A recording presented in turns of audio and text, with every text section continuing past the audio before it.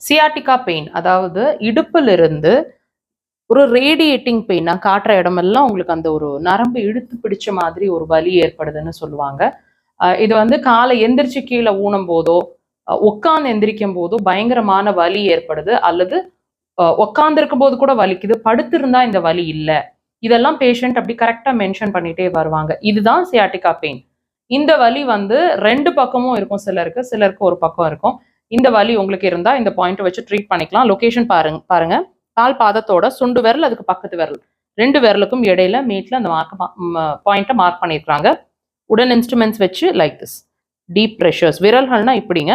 நல்ல டீப்பா இருக்கட்டும். உங்களுக்கு வலிக்கணும், நீங்க எவ்வளவு தூரம் வலி பொறுக்குறீங்களோ அவ்வளோக்கு அவ்வளோ அந்த உங்களோட சியாட்டிகா பெயின்ல உடனே டிஃபரன்ஸ் இருக்கும். அதாவது எப்படி வலி இருக்கணும், நீடில் போட்டால் எந்த அளவுக்கு உங்களுக்கு பெயின்ஃபுல்லா இருக்குமோ அந்த அளவுக்கு உங்களோட ப்ரெஷர்ஸை கூடுங்க. 15 to 20 செகண்ட்ஸ் 3ல இருந்து 5 முறை, தேவைப்பட்டா 10 முறையா இன்க்ரீஸ் பண்ணுங்க.